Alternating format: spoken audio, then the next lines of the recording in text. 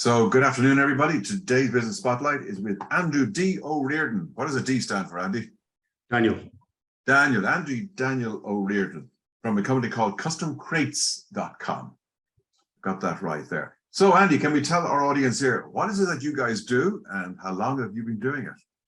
So we manufacture and supply pallets, crates, boxes, jigs, nested foam fixtures, pretty much everything and anything to do with logistics. So we have been doing this as a family business. I suppose my father had quite a similar company for about 25 years, 30 years. Mm-hmm. I was a full-time engineer working in the biomedical industry, and I always had this little thing going on the side. And about 18 months ago, it got busy enough that I said, right, I'm going to take the leap of faith. And here we are. And I haven't had to remortgage yet, so things are going well.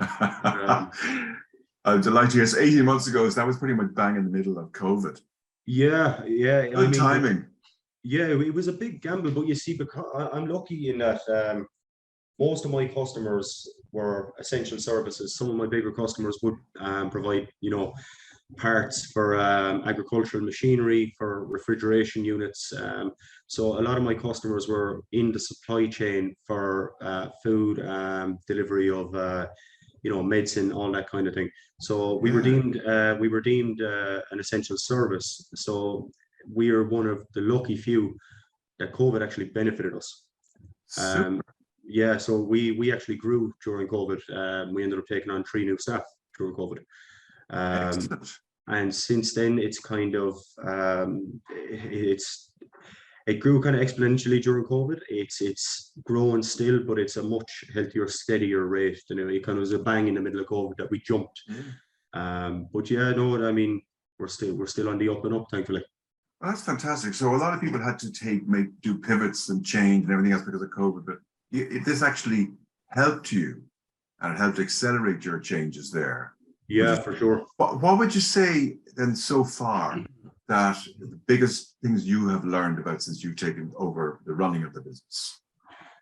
I suppose, like in my previous roles, I had, for me, I suppose, coming from a background of mechanical engineering, I mean, the manufacturing, the machinery, it's all kind of been second nature to me from a very young age, especially with my father running a similar company. The biggest learning curve for me, and it surprised me because I had people reporting directly to me when I was in employment, within other companies. Yeah.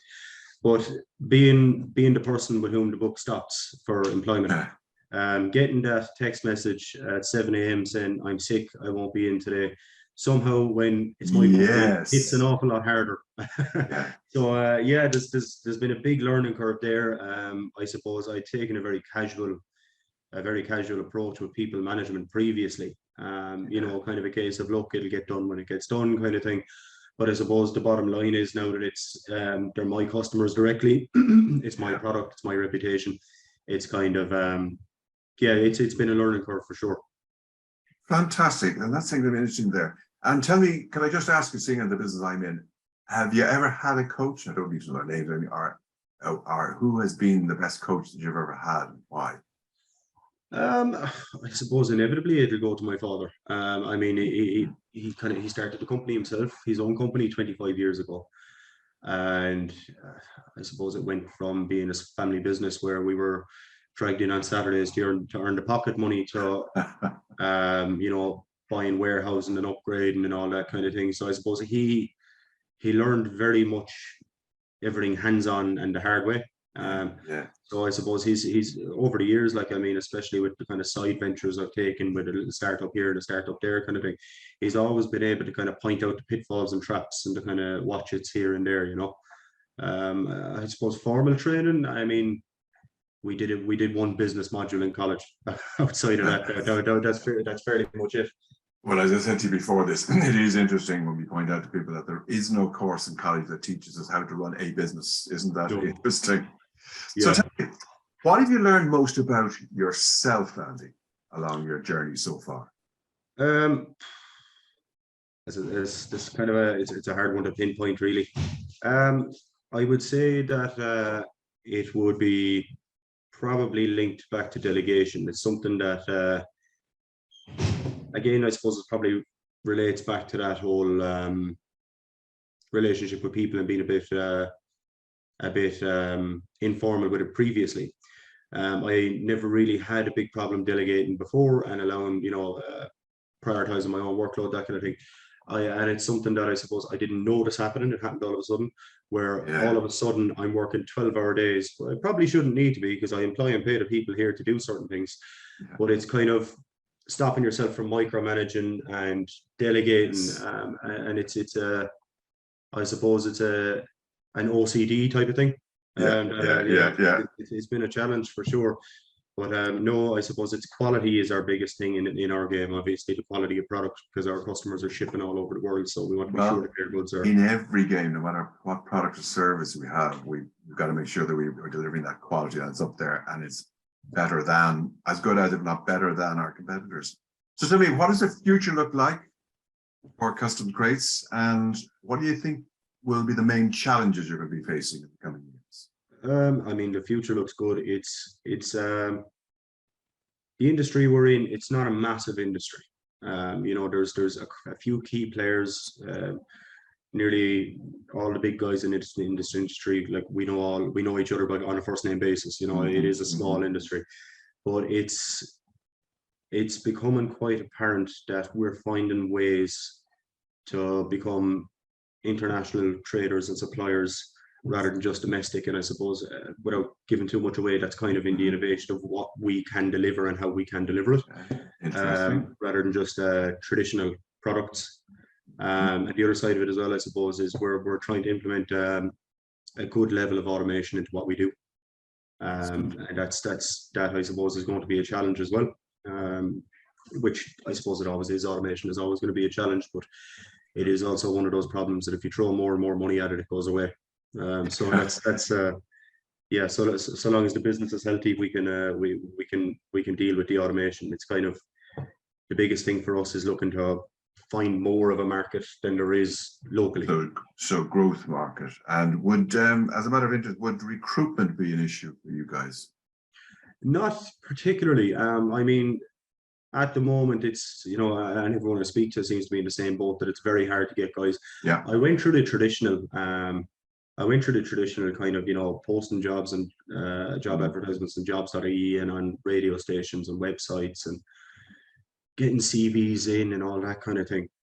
And oddly enough, one of my best employees walked through the gate one day and said, "My uncle used to work here. His name was such and such. I'm actually looking for work. He recommended I contact you before I send my CV to anyone." And I happened to be looking for someone, so I said, "Yep, on you come." He brought on one of his friends, who brought on one of their friends, who brought on one of their friends. And the big benefit of this is, previously, when you're introducing it, in my previous history, I suppose, when you're introducing a new employee, there's not just the introduction to the new workplace and all the rest. There's that social element of it, and you're kind of going, I hope they fit in, and I hope there's no animosity. I hope they feel at home, because if somebody's not happy, it's not going to work. But because they're bringing in people they know, people they already get on with, it's half the battle already won. Fantastic. God, you must have been saying your prayers for that. I don't know who was looking down on me that way that day, but somebody was for sure. So tell me, what would you say, Andy, to anyone thinking of starting their own business? I suppose the big thing for me at the time, and I can, I suppose, only draw from my own experience, the big thing for me was I wanted to make sure that I was making as much out of the business as I was my current salary. As well as that, I wanted to make sure that I had 6 or 12 months salary ahead of me if things went, badly, that I had to jump ship, or, and I suppose the big thing for me looking back, and it's something I'm very happy I did, I didn't jump ship on day one. I was 3 years in before I took the leap. So it was very much a part-time venture for about 3 years.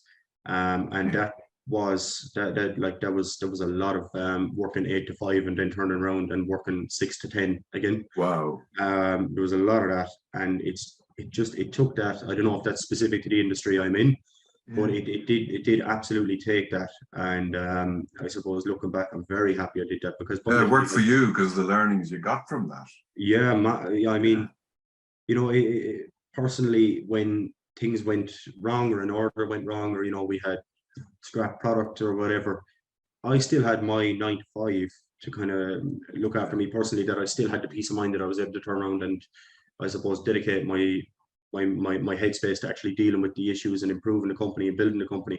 And it kind of just took care of although I was working big hours and everything, it did take care of the natural concern that would have come with if I'd made the leap all in one go. And I suppose, yeah, the big thing to remember is, in my experience anyway, I started the company thinking, oh, 6 months, this is going to go fantastically. And 3 years later, I was like, okay, it's probably time now to make the jump. You know, so it's going to take a lot of part-time work before you're full-time. Excellent.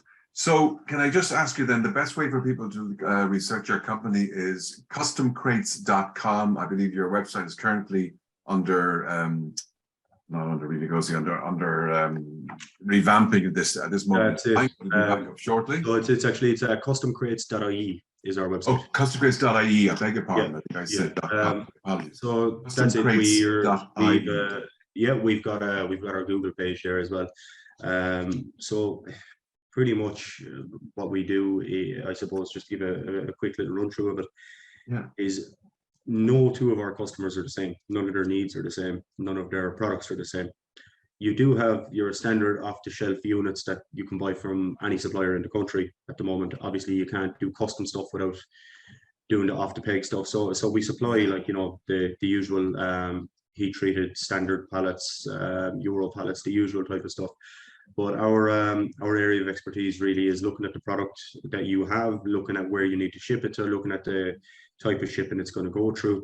I mean, we can do ship testing. We manufacture and design 100% for your product.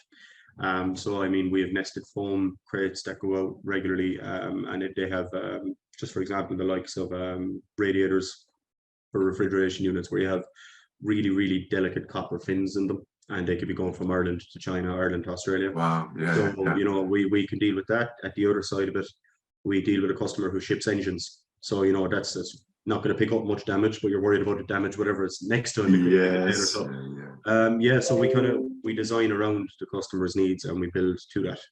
And I suppose that's a big thing for us. Fantastic. Andy, thank you for investing your time today and explaining what you and your business are about. Very enjoyable. Wish you every success in the coming days and future. And if anybody needs to contact you, they know now to go on to customcrates.ie. And it's Andy O'Riordan. Andy, many thanks. Thank you so much. Thank you.